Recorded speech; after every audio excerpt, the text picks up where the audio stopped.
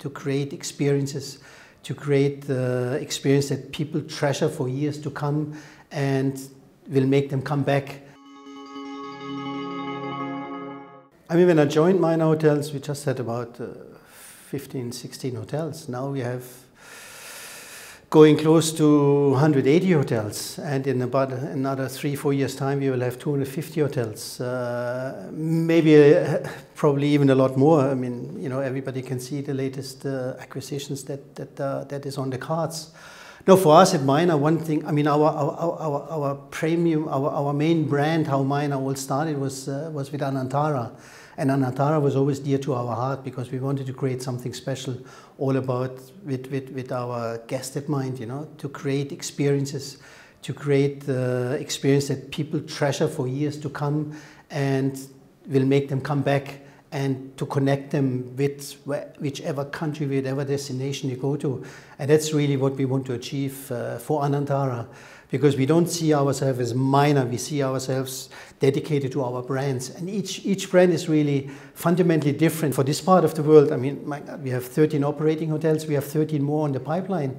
And a lot of very nice ones, because we're opening now this year an Oaks in Beirut, and the owner is very, very happy, and there will be more opportunities in Lebanon coming. We will open an Avani in Tunisia and the Anantara, and there's a lot more opportunities coming, because a lot of the owners, they heard of us and they said, hey guys, I like your story, could you please manage a hotel for us? So we have a couple of opportunities in Dubai, Abu Dhabi, in Tunisia, in other parts of the Middle East.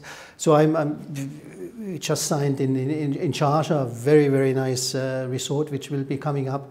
So for us, I think it pays dividend that people recognize our story, what we want to do for our customers, what we want to do together with our team members, and what we want to give back to society, what we want to do for our stakeholders. And we are a public company, so like everybody else, we have to work hard to drive our achievements, which we want to have at the end of the year. I mean, Dubai is getting ready for 2020, so there's a lot of things happening. And a lot of people always from outside Middle East, they ask me, hey, how is Dubai going?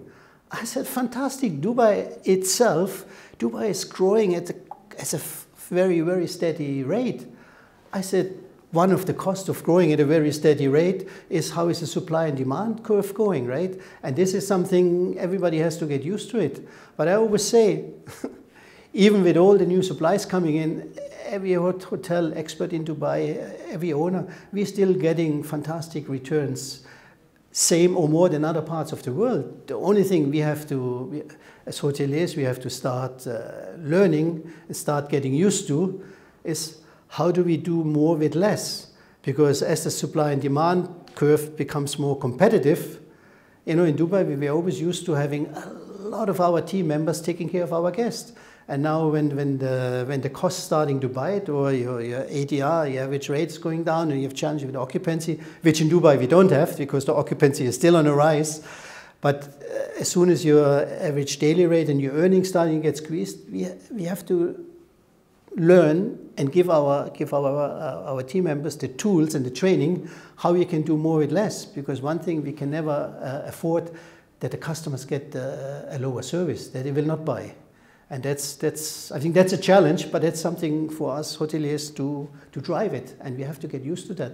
UAE and Oman there's a lot of movements in Oman, you know, there's convention centers happening, and we will have three more hotels in Oman. And you even look today, I mean, you look at some of the hotels, we have Salalah, I mean, you're somewhere in Dubai or Abu Dhabi or somewhere here, 42, 43 degrees. You go to Salalah, you have 27 degrees. You go to Anantara, Jebel Al-Aqta, which is a 3-hour drive away, you have 25 degrees. I mean, there's some fantastic properties around.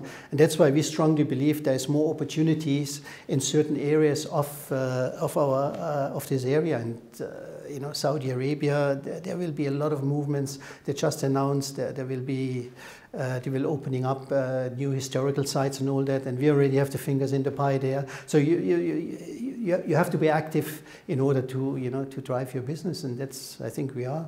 one thing is very clear, that Saudi Arabia, they will push their own portfolio, and they want to keep their inhabitants in Saudi. So there is a lot of opportunity happening, and we had quite a few farm trips coming out of developers from Saudi Arabia, and they just mesmerized what we do with some of our Anantaras and some of our Awanis.